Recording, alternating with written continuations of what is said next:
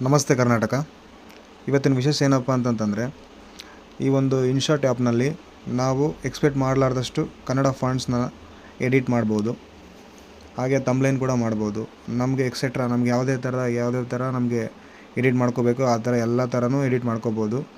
ಆದರೆ ಅದು ಯಾವ ಥರ ಮಾಡಬೇಕು, ಹೆಂಗೆ ಫಾಂಟ್ ಡೌನ್ಲೋಡ್ ಮಾಡಬೇಕು, ಹೆಂಗೆ ವಾಲ್ಪೇಪರ್ ನಾವು ಡೌನ್ಲೋಡ್ ಮಾಡ್ಕೋಬೇಕು ಎಲ್ಲ ಟೋಟಲ್ ಈ ಒಂದು ವಿಡಿಯೋದಲ್ಲಿ ನಾನು ಎಲ್ಲ ಪೂರ್ತಿಯಾಗಿ ಎಕ್ಸ್ಪ್ಲೇನ್ ಮಾಡ್ತೀನಿ. ಬಟ್ ನೀವು ಈ ಒಂದು ವಿಡಿಯೋನ ಎಲ್ಲಿ ಸ್ಕಿಪ್ ಮಾಡದೆ ಪೂರ್ತಿಯಾಗಿ ನೋಡಿದ್ರೇ ನಿಮಗೆ ಅರ್ಥ ಆಗುತ್ತೆ. ಇಲ್ಲ ಅಂತಂದರೆ ನಿಮಗೆ ಏನೂ ಅರ್ಥ ಆಗಲ್ಲ. ಓಕೆ, ವಿಡಿಯೋನ ಸ್ಟಾರ್ಟ್ ಮಾಡ್ತೀನಿ. ಈಗ ಫಸ್ಟು ನಾವು ಫಾಂಟ್ ಯಾವ ಥರ ರೆಡಿ ಮಾಡ್ಕೋಬೇಕು, ಯಾವ ಥರ ಎಡಿಟ್ ಮಾಡಬೇಕು ಅಂತೇಳಿ ಹೇಳ್ತೀನಿ. ಫಸ್ಟ್ ನಾವು ಫಾಂಟ್ನ ರೆಡಿ ಮಾಡಬೇಕಾದ್ರೆ ಎಲ್ಲಿ ಇದು ಮಾಡಬೇಕು ಅಂತೇಳಿ ನಿಮ್ಗೆ ಹೇಳ್ತೀನಿ. ಫಸ್ಟು ಗೂಗಲ್ನಲ್ಲಿ ಹೋಗಿ ಸರ್ಚ್ ಮಾಡಬೇಕು. ಏನಂತ ನುಡಿ ಕೋಡ್ ಅಂತೇಳಿ ಸರ್ಚ್ ಮಾಡಬೇಕು ಫಸ್ಟು. ಅದಾದಮೇಲೆ ಒಂದು ವೆಬ್ಸೈಟ್ ಓಪನ್ ಆಗುತ್ತೆ. ಸೇಮ್ ಇದನ್ನು ನಾವು ಕ್ಲಿಕ್ ಮಾಡಿದ್ಮೇಲೆ ಇದರಲ್ಲಿ ಬಂದಮೇಲೆ ಲಾಸ್ಟಿಗೆ ಈ ಥರ ಒಂದು ಆಪ್ಷನ್ ಕೇಳುತ್ತೆ. ಇದರಲ್ಲಿ ನಾವು ಕನ್ನಡದಲ್ಲಿ ಟೈಪ್ ಮಾಡ್ಕೋಬೇಕು. ಎಕ್ಸಾಂಪಲ್ ನಾನು ಕನ್ನಡದಲ್ಲಿ ಟೈಪ್ ಮಾಡ್ತೀನಿ. ಈಗ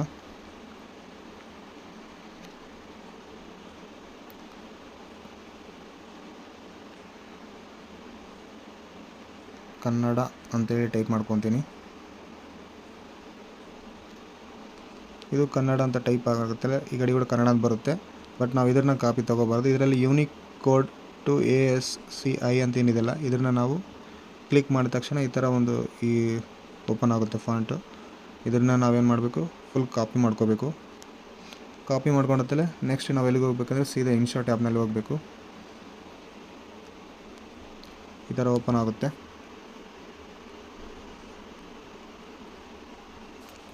ಈ ಥರ ಫಸ್ಟ್ ಇನ್ಶಾಟ್ ಈ ಥರ ಹಿಂಗೆ ಓಪನ್ ಆಗುತ್ತಲೇ ನಿಮಗೆ ಫೋಟೋ ಕ್ಲಿಕ್ ಮಾಡ್ಕೋಬೇಕು ಯಾವುದಾದ್ರೂ ಒಂದು. ಈ ಥರ ಒಂದು ಫೋಟೋ ಬರುತ್ತೆ. ಈ ಫೋಟೋ ಬಂದತ್ತಲ್ಲ ನಾವು ಟೆಕ್ಸ್ಟಿಗೆ ಹೋಗಬೇಕು. ಟೆಕ್ಸ್ಟಿಗೆ ಹೋಗುತ್ತಲ್ಲ ನಾವು ತೊಗೊಂಡಿರೋ ಪೇಸ್ಟ್ನ ಇಲ್ಲಿ ಮಾಡಬೇಕು. ಕಾಪಿನ ಪೇಸ್ಟ್ ಮಾಡ್ಕೋಬೇಕು ಈ ಥರ ಇಲ್ಲಿ. ನೆಕ್ಸ್ಟ್ ಈ ಥರ ಬರುತ್ತೆ. ಇದನ್ನು ನಾವು ಇಲ್ಲಿ ಕಲರ್ ಚೇಂಜ್ ಮಾಡ್ಕೋಬೋದು. ನಾನೀಗ ಬ್ಲ್ಯಾಕ್ ಕಲರ್ ಹಾಕ್ತೀನಿ. ಈ ಥರ ಬ್ಯಾಕ್ಗ್ರೌಂಡ್ ಕಲರ್ ಕೂಡ ಇಷ್ಟ ಹಾಕ್ಕೋಬೋದು. ಹಿಂಗೆ ಹಾಕ್ಕೊಳತ್ತಲ್ಲ ಇದರಲ್ಲಿ ಟೆಕ್ಸ್ಟ್ ಅಂತ ಇರುತ್ತಲ್ಲ ಇದು ಕ್ಲಿಕ್ ಮಾಡಬೇಕು. ಕ್ಲಿಕ್ ಮಾಡಿದ ತಕ್ಷಣ ಇಷ್ಟು ಓಪನ್ ಆಗುತ್ತೆ. ಇದರಲ್ಲಿ ಇಷ್ಟೆಲ್ಲ ಆಪ್ಷನ್ಸ್ ಇರುತ್ತೆ ನೋಡಿ. ಫಸ್ಟ್ ಈ ಥರ ಒಂದು ಫಾಂಟ್ ಬರುತ್ತೆ. ಇದೇ ಥರ ನೆಕ್ಸ್ಟ್ ಈ ಸ್ಟೈಲ್ ಕೂಡ ಬರುತ್ತೆ ನೋಡಿ. ಈ ಥರ ಕೂಡ ಬರುತ್ತೆ. ನೆಕ್ಸ್ಟ್ ಈ ಥರ ಕೂಡ ಬರುತ್ತೆ. ಈ ಥರ ನಿಮಗೆ ಬೇಕಾದಷ್ಟು ಫಾಂಟ್ಸ್ ಸಿಗುತ್ತೆ ನೋಡಿ. ಈ ಥರ ಸ್ಟೈಲ್ಸ್ ಈ ಥರ ನೋಡಿ. ಈ ಥರ ಹಲವಾರು ಫಾಂಟ್ಸ್ ಇದ್ದಾವೆ. ನಮ್ಮ ಕೈಲಿದೆ, ನಾವು ಯಾವ ಥರ ಮಾಡ್ಕೊತೀವಿ ಯಾವ ಥರ ಇಲ್ಲ ಅಂಥೇಳಿ ನಮ್ಮ ಕಡೆಯಲ್ಲಿ ಆಪ್ಷನ್ ಇರುತ್ತಲ್ಲ, ನಾವು ಇದನ್ನು ಕ್ಲಿಕ್ ಮಾಡಿದ್ರೆ ಗೊತ್ತಾಗುತ್ತೆ.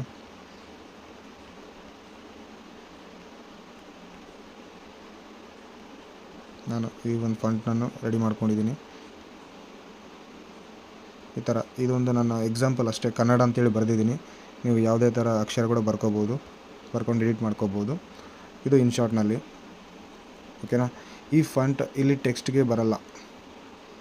ಎಲ್ಲಿ ಬರಲ್ಲ? ಟೆಕ್ಸ್ಟ್ಗೆ ಬರಲ್ಲ. ಈ ಟೆಕ್ಸ್ಟ್ಗೆ ಬರಬೇಕು ಅಂದರೆ ನಾವು ಫಸ್ಟ್ ಡೌನ್ಲೋಡ್ ಮಾಡ್ಕೋಬೇಕು. ಫಾಂಟ್ಗಳನ್ನ ಎಲ್ಲ ಟೋಟಲ್ ಡೌನ್ಲೋಡ್ ಮಾಡ್ಕೋಬೇಕು. ಅದು ಇದರಲ್ಲಿ ಡೌನ್ಲೋಡ್ ಅಂತ ಇದೆಯಲ್ಲ ಇದನ್ನು ಕ್ಲಿಕ್ ಮಾಡಬೇಕು. ಕ್ಲಿಕ್ ಮಾಡಿದ ತಕ್ಷಣ ಕನ್ನಡ ಫಾಂಟ್ ಅಂತ ಬರುತ್ತೆ. ಅದು ಇಲ್ಲಿ ಡೈರೆಕ್ಟಾಗಿ ಬರಲ್ಲ. ಇದನ್ನು ನಾವು ಒಂದು ಜಿಪ್ ಫೈಲ್ ಇರುತ್ತೆ, ಜಿಪ್ ಫೈಲನ್ನ ನಾವು ಡೌನ್ಲೋಡ್ ಮಾಡಬೇಕು. ಡೌನ್ಲೋಡ್ ಮಾಡಿದ ತಕ್ಷಣ ನಮಗೆ ಇದರಲ್ಲಿ ಬರುತ್ತೆ, ಇಲ್ಲಾಂದರೆ ಬರಲ್ಲ ಓಕೆನಾ. ನಾನು ನಿಮಗೆ ಒಂದು ಎಕ್ಸಾಂಪಲ್ ತೋರಿಸ್ತೀನಿ. ಈಗ ಇಲ್ಲಿದೆ ನೋಡಿ ಕನ್ನಡ ಫಾಂಟ್ಸ್ ಅಂತೇಳಿ. ನಾನು ಆಲ್ರೆಡಿ ಒಂದು ಫೋಲ್ಡರ್ ಮಾಡ್ಕೊಂಡಿದ್ದೆ. ಅದೇ ಥರ ನೀವು ಕೂಡ ಒಂದು ಫೋಲ್ಡರ್ ಮಾಡ್ಕೊಂಡು ಡೌನ್ಲೋಡ್ ಮಾಡ್ಕೋಬೇಕು. ಡೌನ್ಲೋಡ್ ಮಾಡ್ಕೊಂಡತ್ತಲ್ಲ ಈ ಥರ ಒಂದು ಫೈಲ್ ಓಪನ್ ಆಗುತ್ತೆ. ಬಟ್ ಈ ಫೈಲ್ ಇದರಲ್ಲಿ ಓಪನ್ ಆಗಲ್ಲ. ನಾವೇನು ಮಾಡಬೇಕು ಅಂದರೆ ಡೈರೆಕ್ಟಾಗಿ ಮೆನು ಹೋಗಿ ಫೈಲ್ ಮ್ಯಾನೇಜರ್ನ ನಾವು ಓಪನ್ ಮಾಡಬೇಕಾಗುತ್ತೆ. ಫೈಲ್ ಮ್ಯಾನೇಜರ್ ಓಪನ್ ಮಾಡಿ ಇದರಲ್ಲಿ ಡೌನ್ಲೋಡ್ ಆಪ್ಷನ್ ಅಂತ ಇರುತ್ತೆ. ಡೌನ್ಲೋಡ್ ಆಪ್ಷನ್ ಇರುತ್ತೆ ಇದರಲ್ಲಿ ಆಲ್ರೆಡಿ ಬಂದುಬಿಟ್ಟಿರುತ್ತೆ ಡೌನ್ಲೋಡ್ನಲ್ಲಿ ನೋಡಿ.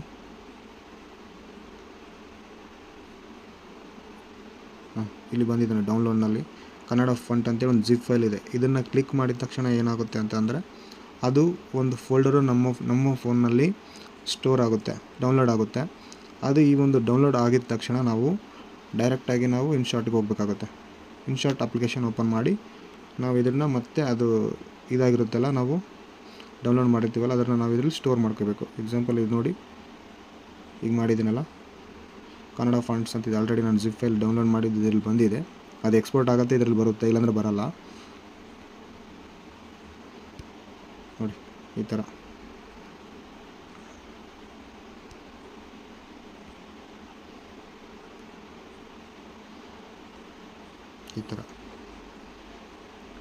ಈ ಥರ ನೀವು ಫಾಂಟ್ನ ಡೌನ್ಲೋಡ್ ಮಾಡಿ ಈ ಥರ ಎಡಿಟ್ ಕೂಡ ಮಾಡ್ಕೋಬೋದು. ಈ ಥರ ಆಪ್ಷನ್ ಇದೆ.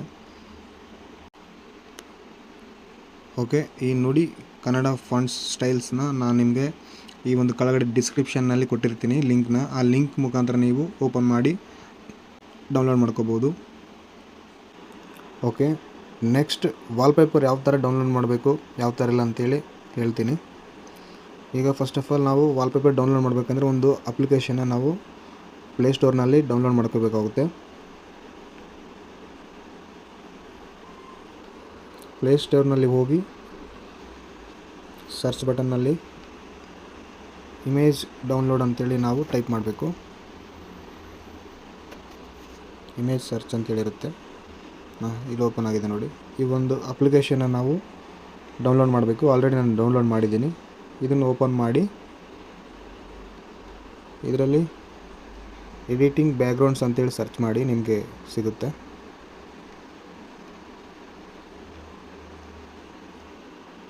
Editing background photos, editing background open ಆಯ್ತು ನೋಡಿ. ಎಡಿಟಿಂಗ್ ಬ್ಯಾಕ್ಗ್ರೌಂಡ್ ಫೋಟೋಸ್ ಅಂತ ನಾನು ಸರ್ಚ್ ಮಾಡಿದ್ದೀನಿ. ನಿಮಗೆ ಇದೇ ಥರ ಹಲವಾರು ಫೋಟೋಸ್, ಯಾವ ಥರ ನಿಮಗೆ ಫೋಟೋಸ್ ಬೇಕು ಅಂತಂದರೆ ನೀವು ಇದರಲ್ಲಿ ಡೌನ್ಲೋಡ್ ಮಾಡ್ಕೋಬೋದು. ಜಸ್ಟ್ ಈ ಒಂದು ಫೋಟೋ ಕ್ಲಿಕ್ ಮಾಡಿದ್ರೆ ಸಾಕು, ನಿಮಗೆ ಇಲ್ಲೊಂದು ಡೌನ್ಲೋಡ್ ಅಂತ ಇದೆಲ್ಲ ಬಟನ್, ಇದನ್ನು ಕ್ಲಿಕ್ ಮಾಡಿಬಿಟ್ರೆ ಸಾಕು, ಡೌನ್ಲೋಡ್ ಆಗಿಬಿಡುತ್ತೆ ನಿಮಗೆ ಡೈರೆಕ್ಟಾಗಿ. ಆ ಒಂದು ಫೋಟೋಸ್ನ ನೀವು ಇನ್ಶಾಟ್ನಲ್ಲಿ ಹಾಕಿ ವರ್ಕ್ ಮಾಡ್ಕೋಬೋದು. ನೋಡಿ ಇಲ್ಲಿ ಓಪನ್ ಮಾಡುತ್ತಲ್ಲ ಫಸ್ಟಿಗೆ ಬಂದುಬಿಡುತ್ತೆ, ಡೌನ್ಲೋಡ್ ಆಗಿರುತ್ತಲ್ಲ, ಸೊ ಇಲ್ಲಿ ಬಂದುಬಿಡುತ್ತೆ. ಇದರಲ್ಲಿ ನೀವು ಹಾಕ್ಬೋದು. ಓಕೆ ನೋಡಿ ಫ್ರೆಂಡ್ಸ್, ಈ ಒಂದು ವಿಡಿಯೋ ನಿಮಗೆ ಯೂಸ್ಫುಲ್ ಅಂತ ಅನಿಸಿದರೆ ಲೈಕ್ ಹಾಗೆ ಶೇರ್ ಮಾಡಿ, ತಪ್ಪದೆ ಸಬ್ಸ್ಕ್ರೈಬ್ ಕೂಡ ಮಾಡಿ. ನಿಮಗೆ ಇದೇ ಥರ ನೆಕ್ಸ್ಟ್ ವಿಡಿಯೋದಲ್ಲಿ ಸಿಗ್ತೀನಿ. Thank you.